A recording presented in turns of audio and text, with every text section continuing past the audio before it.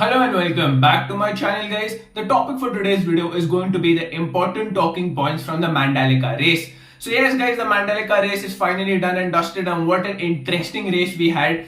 Another time I would like to say that this is not the podium that I expected to some extent, but yes guys, it has been a race that was superbly thrilling as well as unpredictable like any other and every other MotoGP races. So yes guys, I'm not surprised. So without any further delay guys, let's get right into the video. So first talking point will be the pre-race drama. Even before the race began, we had a lot of drama. Because the Mandalika circuit is located on the coast, the weather over there is often hot, humid and unpredictable. And today we had a lot of treacherous weather and we had heavy rain. So the race start was delayed by about 75 minutes and the distance of the race was shortened to 20 laps. And obviously the race would be a wet race. Another sad thing that happened was that Marc Marquez was on his warm-up lap and he suffered a really terrible high side. Fortunately, he got up just after the incident and he was actually shaken when he got up, and then he was taken to the hospital, and later it was revealed that he was suffering from a concussion and that he would miss the race. So Marquez was out of the race on the warm-up lap. So guys, the next talking point would be the battle between Oliveira and Miller. So as the race began guys, there were three people who were battling, that were Miguel Oliveira, Fabio Quartararo and Jack Miller. But Quartararo started slipping back in the early stages of the race, so it was Miller and Oliveira who were battling it away. Miller was leading and both these riders had made a little bit of a gap from the rest of the pack behind. Eventually, Oliveira would overtake Jack Miller, and what a race from that point Oliveira has had. He took over the lead and he was so calm and composed when he was leading the race. His rhythm was just superb. He hardly put a foot wrong guys, and he didn't have any scary moments even in the treacherous weather conditions. That was something really great from Miguel. At a point he even had a lead of 4.6 seconds from the rider who was behind him, which is superb guys, and he would eventually go on and win the race.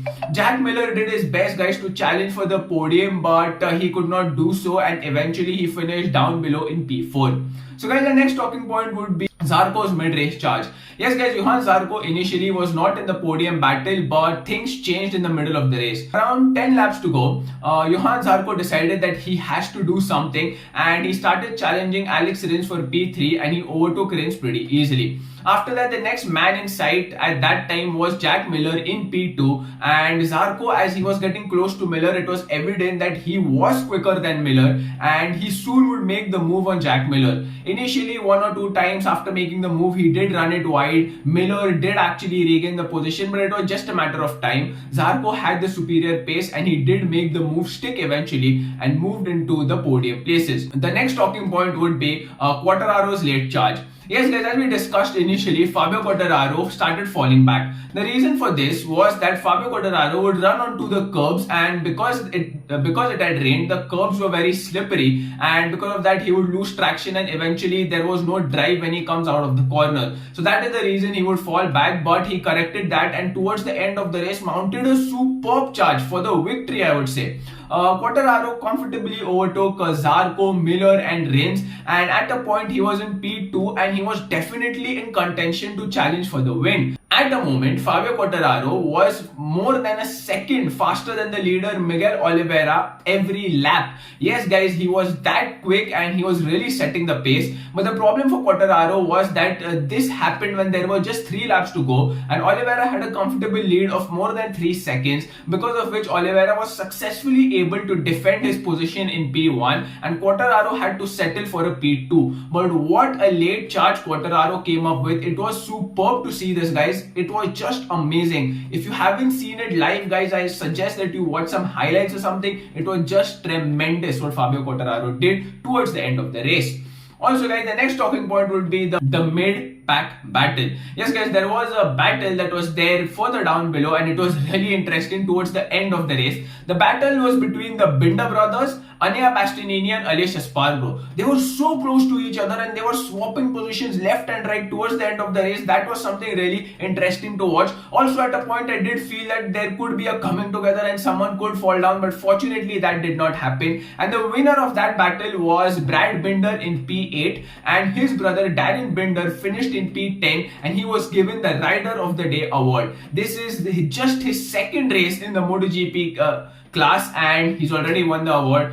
What a great way to begin your season. So guys, now let's take a look at other talking points. Jorge Martin had another crash today. He had a crash in Qatar as well, and that makes it 2 back-to-back DNFs. That's certainly not a good start when it comes to Jorge Martin. Also guys, Pecco Bagnaia, who is considered to be a championship favorite, has had a terrible start to the season. Obviously, he had a DNF in round 1. In this round, he finished down in P15, scoring just 1 point, and that is not expected from the factory Ducati rider.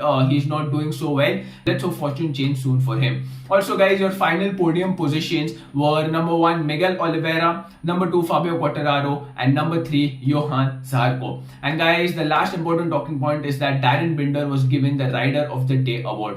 So guys, those were the talking points. And also guys, before I end the video, I will leave a list of the top 10 riders of today's race. It will be flashing on your screens right now. Please make sure to see if your favorite rider made it into the top 10 or he did not.